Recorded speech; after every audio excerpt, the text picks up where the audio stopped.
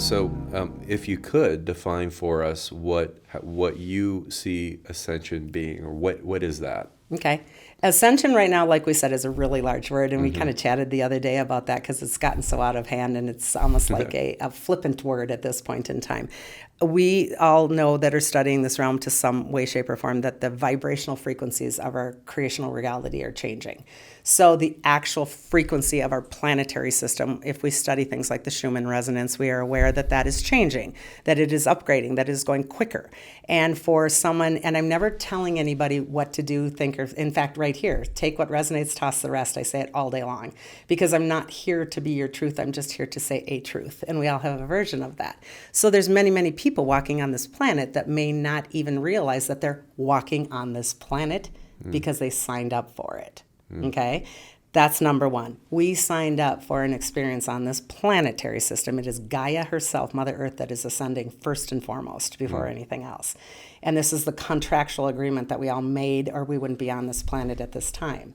So she, as an essence of consciousness, a body of consciousness of God source, is a different kind of a body than you and I are sitting here in human form, but she is indeed a body of consciousness. And she herself is frequency-wise raising, clearing, has a chakra system, has an auric field, has a Akashic record, and on, just like us. And she's raising her frequency. She is clearing, and she's coming to a place of love frequency. We are participatory in that because we are connected to it and we signed up for it. Okay, so if she is raising, that frequency of vibration and resonance is affecting our resonance, hence why the human is also ascending. The planet will ascend with or without us. This is important for us to know. It is great that we are awakening to ascend with her and be participatory because that's what we contracted for. What happens if we're not aware of this? As an individual or a race? As a collective, as an individual. Okay. A lot of individuals are not necessarily even aware. So this is one of those things. If I'm not aware, what happens to me? Okay. There is a self-responsibility to being aware also. And this is difficult because many of us grow up with belief systems and I'm told something or I'm forced something or I'm scared of something. So first and foremost, it is for us to look at our own individual belief systems and try to understand what is it that is my truth. Because indeed, I may have changed my truth from yesterday. Sometimes I change my truth in 2 minutes because I'm introduced to something. So we are responsible for changing that truth. We don't get told that. This is my third grade thing. If we knew this in third grade, I always say that. If we knew this in third grade, instead of, making us do silly things, if we knew our field, if we knew our truth barometer, if we understand our beliefs, we would know that we have a self-responsibility to feel and understand co-creation.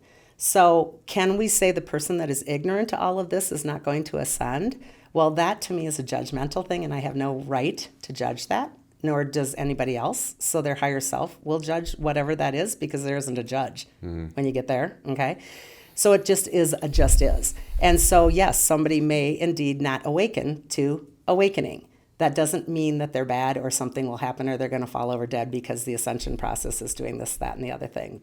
But it does mean the resonance will affect their body. And if they are in a fear state, this is why healing is important, because then those energy blocks will ultimately affect their system, which will eventually do something that will determine their planetary existence. How much, in your view, how much does this Gaia ascension affect the human body? Or how does it affect the human body? Hugely, and I'm going to add in another piece because we're kind of a sandwich cookie. We have the Gaia, we have the human species in the middle, okay, like the cream, and the other top of the cookie is the cosmic, which is also ascending. So this is the planetary universal ascension as well. So this is all happening collectively, interactively, holographically, and multidimensionally, by the way. But so when this is all happening together, we are, as a human form, absolutely affected by Schumann resonance, the frequency, the resonance of vibration, etc. And cosmically, this is where I get hit a lot, because my frequency is more electric. So the cosmic rays, the solar flares, the coronal mass injections, the planetary alignments from full moons to new moons. I mean, anybody that does this work, That's the stuff that makes us all nuts. And then we add in another layer, which is the biggest layer, is the collective layer. So now we are all pouring into the collective consciousness field, and that's the biggest. It does so that more on a practical level, like on a material level, does the physical body change? Yes. Can you describe that? Sure. Those are what we would right now tag out as Ascension symptoms. And in fact, we were discussing earlier just today that I have a thread on my blog site that talks about Ascension symptoms. And the Ascension symptoms can be everything from physical to emotional to spiritual to mental. So all of the stress factors, all of the joints, all of the, the bloating, all of the RAs, the lupuses, the Lyme's disease, all of those kinds of things, the high blood pressures. So all of these are affecting our system in a very, very physical way. Emotionally, there is tons, of course. This is the stress, this is the abandonment issues, this is the fear factors. Mentally, just over the top, So it affects all of them. Even spiritually, in terms of now I'm spiritually feeling disconnected from something, but I don't know what it is. I'm searching, but I don't know why. Disconnected from old paradigm? Hopefully. Disconnected from what? Hopefully, well, that's the point. We don't know what we're disconnected for. So the human is always searching. This is what we call the primal DNA wounds. So the primal DNA wounds are the abandonment issues, the not worth issues, and the safe issues.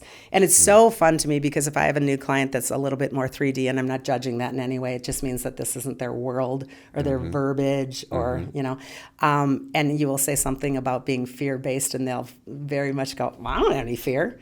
And I'm like, okay, and I need to be very careful with my words then and say, we all have fear, all the way down to we all have fear because it's in our DNA. And this is the primary thing that all of the Ascension symptoms will activate. Interesting. Okay, so is almost like a detox. We're Is detoxing that everything. That's like a metaphor for what's going on. Exactly. Sure. Until when? Well, hopefully, I believe, because again, I work multidimensionally, I understand that the Ascension process is already locked in. But now we're going to get into the freaky conversation. Your face is already laughing about timelines.